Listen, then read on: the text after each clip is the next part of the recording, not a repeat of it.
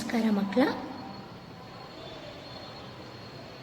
ಆಪತ್ ಸಹಾಯ ಫೌಂಡೇಶನ್ ಮೂಲಕ ಅಂತರ್ಜಾಲದ ಮೂಲಕ ಶಿಕ್ಷಣ ಈ ಸರಣಿಗೆ ನಿಮಗೆಲ್ಲರಿಗೂ ಸ್ವಾಗತ.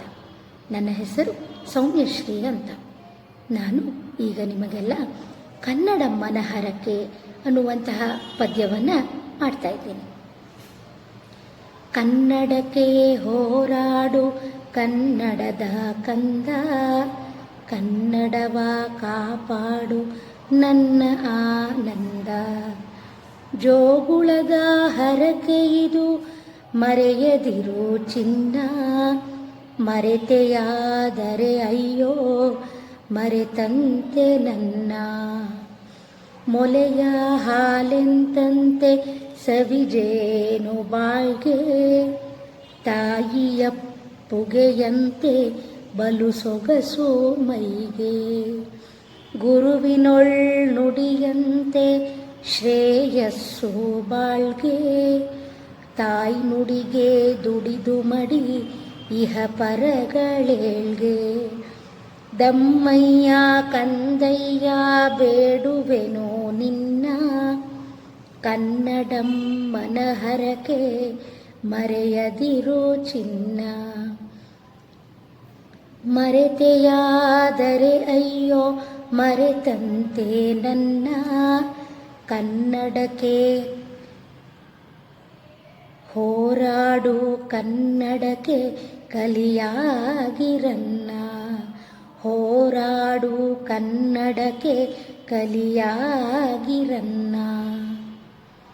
ಈ ಪದ್ಯವನ್ನು ಬರೆದವರು ಕುವೆಂಪು. ಕನ್ನಡಮ್ಮನ ಹರಕೆ ಏನಿದು? ಕನ್ನಡಮ್ಮನ ಹರಕೆ ಅಂದರೆ ನಾವು ನವೆಂಬರ್ 1ನೇ ತಾರೀಕಿನಂದು ಕನ್ನಡ ರಾಜ್ಯೋತ್ಸವವನ್ನು ಆಚರಿಸ್ತೀವಿ ಅಲ್ವಾ? ಇದು ಒಂದು ಪದ್ಯ, ಕನ್ನಡಮ್ಮನ ಹರಕೆ.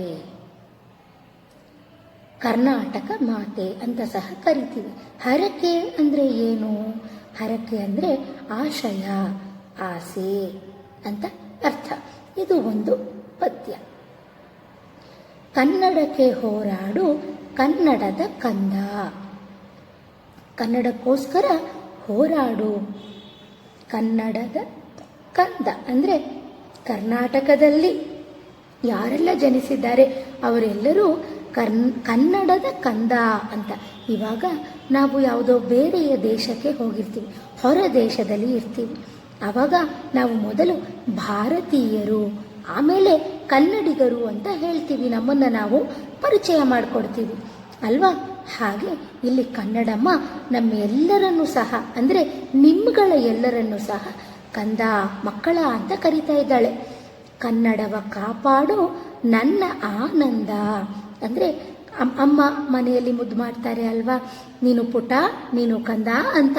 ಹಾಗೆ ಕನ್ನಡವನ್ನು ಉಳಿಸು, ಬೆಳೆಸು ಅಂತ ಹೇಳ್ತಾ ಇದ್ದಾಳೆ. ಯಾರು ಹೇಳ್ತಾ ಇರೋದು? ಕನ್ನಡಮ್ಮ, ಕರ್ನಾಟಕ ಮಾತೆ, ಭುವನೇಶ್ವರಿ ತಾಯಿ ಅಂತ ಸಹ ಹೇಳ್ತೀವಿ. ಜೋಗುಳದ ಹರಕೆ ಇದು ಮರೆಯದಿರು ಚಿನ್ನ, ಮರೆತೆಯಾದರೆ ಅಯ್ಯೋ ಮರೆತಂತೆ ನನ್ನ. ಜೋಗುಳದ ಹರಕೆ ಇದು. ಜೋಗುಳದ ಪದಗಳು ಅಂತ ಇದೆ. ಜನಪದದಲ್ಲಿ ಬಹಳ ಇಷ್ಟಪಟ್ಟು ತಾಯಂದಿರು ಹಾಡುವಂತಹ ಪದ. ಮಗುವನ್ನು ಮಲಗಿಸುವಾಗ ಮಗುವೇ ಸ್ವಯಂ ದೇವರು, ಮಗುವೇ ತನ್ನ ಮಗುವೇ ಕೃಷ್ಣ ಅಂತ ಭಾವಿಸಿ ತಾಯಿ ಎಷ್ಟೊಂದು ಜೋಗುಳದ ಹರಕೆಯನ್ನು ಹಾಡ್ತಾಳೆ. ನನ್ನ ಮಗು ಬಹಳ ಚೆನ್ನಾಗಿ ಬೆಳಿಬೇಕು. ಆ ಜೋಗುಳ ಬರೀ ಜೋಗುಳ ಆಗಿಲ್ದೇನೆ ಎಷ್ಟೊಂದು ನೀತಿಗಳನ್ನು ಸಹ ಹೊಂದಿರುತ್ತೆ. ಹಾಗೆ ಜೋಗುಳದ ಹರಕೆ ಇದು ಮರೆಯದಿರು ಚಿನ್ನ ಅಂದರೆ ಜೋಗುಳ ಹಾಡುವಾಗ ಎಲ್ಲ ಕಡೆ ನಿಶಬ್ದವಾಗಿರುತ್ತೆ. ಅಮ್ಮ ಮಗು ಇಬ್ಬರೇ ಇರ್ತಾರೆ ಅಲ್ವಾ? ಸೊ ಇಬ್ಬರೇ ಇರುವಾಗ ನಡೆಯುವಂತಹ ಸಂಭಾಷಣೆ ಏನೇ ಇರಲಿ ಅದು ಮನಸ್ಸಿಗೆ ಮುಟ್ಟುವಂತೆ ಇರುತ್ತೆ. ಹಾಗೆ ಮರೆತೆಯಾದರೆ ಅಯ್ಯೋ ಮರೆತಂತೆ ನನ್ನ. ಸೊ ನೀನು ಈ ಕನ್ನಡವನ್ನು ಉಳಿಸುವಂತಹ ವಿಷಯವನ್ನು ನೀನು ಎಂದಿಗಾದರೂ ಮರೆತರೆ ಅದು ನನ್ನನ್ನೇ ಮರೆತಂತೆ ಕಣಪ್ಪ ನೀನು ಅಂತ ಹೇಳ್ತಾ ಇದ್ದಾಳೆ. ಯಾರು? ಭುವನೇಶ್ವರಿ ತಾಯಿ. ಮೊಲೆಯ ಹಾಲೆಂತಂತೆ ಸವಿಜೇನು ಬಾಯಿಗೆ. ಇವಾಗ ಪುಟ್ಟ ಮಗು ಇರುತ್ತೆ. ಆ ಮಗು ಚಕ್ಕಲಿ ತಿನ್ನುತ್ತಾ? ಇಲ್ಲ. ಕೋಡ್ಬಳೆ ತಿನ್ನುತ್ತಾ? ಇಲ್ಲ. ಮಗುವಿಗೆ ಏನು ಮೊದಲ ಆಹಾರ ಅಂದರೆ ತಾಯಿಯ ಹಾಲು. ಈ ತಾಯಿಯ ಹಾಲೇ ಮಗುವಿಗೆ ಅಮೃತ ಅಂತ ಹೇಳ್ತೀವಿ.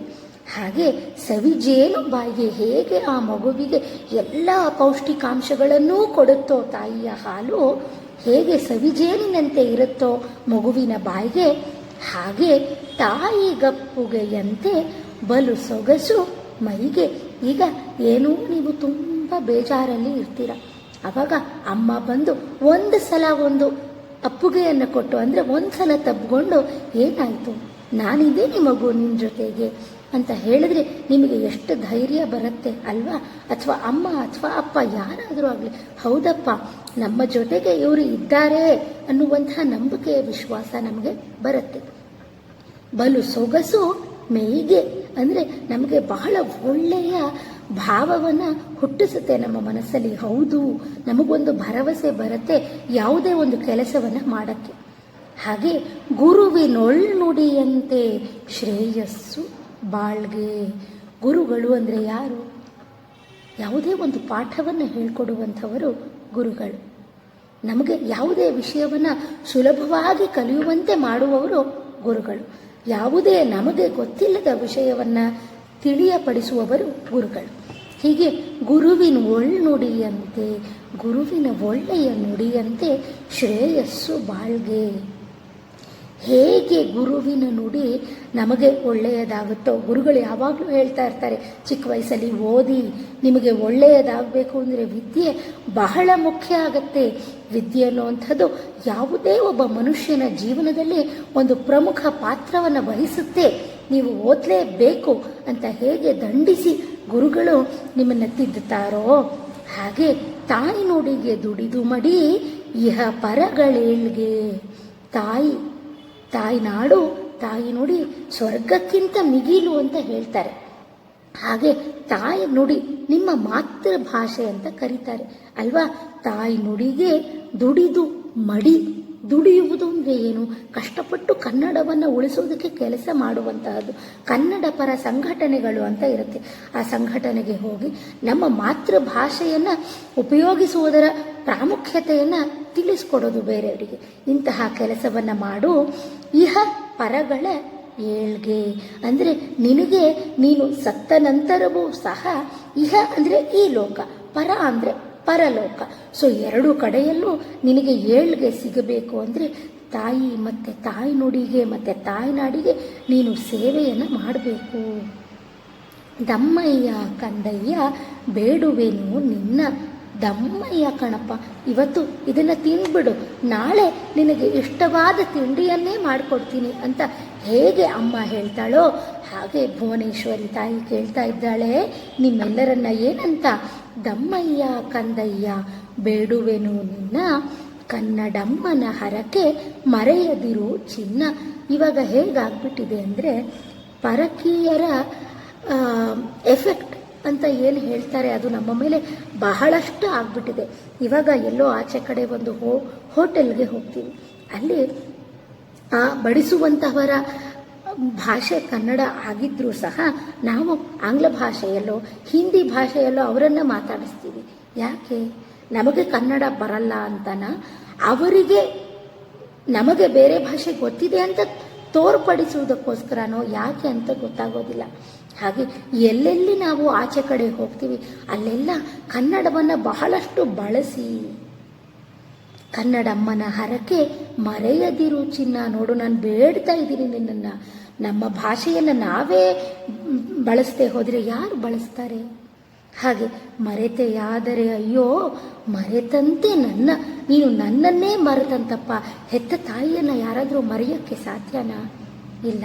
ನಾವಿವಾಗ ಚಿಕ್ಕವರಿದ್ದೀರ ನೀವು, ಅಮ್ಮ ಎಷ್ಟು ಮುಖ್ಯ ಅನ್ನೋದು ಇವಾಗ ಗೊತ್ತಾಗೋದಿಲ್ಲ. ಅದೇ ಮುಂದೆ ನೀವೇ ದೊಡ್ಡವರಾಗ್ತೀರಾ ನೋಡಿ, ನೀವೇ ಅಂತಹ ಪರಿಸ್ಥಿತಿಗೆ ಬಂದಾಗ ನಿಮಗೆ ತಿಳಿಯುತ್ತೆ ಅಮ್ಮಂದಿರ ಪ್ರಾಮುಖ್ಯತೆ ಎಷ್ಟು ಅಂತ. ಹಾಗೆ ಅಮ್ಮನ ಮರೆಯೋಕ್ಕೆ ಸಾಧ್ಯನಪ್ಪ, ನನ್ನನ್ನೇ ಮರ್ತಂತಾಗುತ್ತೆ ನೀನು ಭಾಷೆಗೆ ಗೌರವ ಕೊಡದೆ ಹೋದರೆ ಅಂತ ಅರ್ಥ. ಯಾವುದೇ ಪದ್ಯನ ಆ ಪದ್ಯದ ಸಾಲುಗಳು ಯಥಾವತ್ ಏನಿದೆ ಆ ರೀತಿ ಅರ್ಥ ಮಾಡ್ಕೋಬಾರ್ದು. ಕವಿಯ ಆಶಯ ಏನಿದೆ, ಕವಿಯ ಉದ್ದೇಶ ಏನಿತ್ತು ಈ ಪದ್ಯವನ್ನು ಬರೆಯೋ ಮುಂಚೆ ಅಂತ ನಾವು ಯೋಚನೆ ಮಾಡಬೇಕು. ಮರೆತೆಯಾದರೆ ಅಯ್ಯೋ ಮರೆತಂತೆ ನನ್ನ, ಹೋರಾಡು ಕನ್ನಡಕ್ಕೆ ಕಲಿಯಾಗಿ ರನ್ನ. ಈ ಪದ್ಯವನ್ನು ಬರೆದವರು ಕುವೆಂಪು. ಭಾಷಾ ಅಭಿಮಾನವನ್ನು ಯಾವತ್ತೂ ಬಿಡಬೇಡ, ಈ ಭಾಷೆಗಾಗಿ ಯಾವತ್ತೂ ಹೋರಾಡು, ಕಲಿಯಾಗಿ ಅಂದರೆ ಶೂರನಾಗಿ ಹೋರಾಡು. ಹೌದು, ಇದು ನನ್ನ ಭಾಷೆ ಅಂತ ಅಭಿಮಾನದಿಂದ ಹೇಳು ರನ್ನ ಅಂತ ಹೇಳ್ತಾ ಇದ್ದಾಳೆ ಭುವನೇಶ್ವರಿ ತಾಯಿ.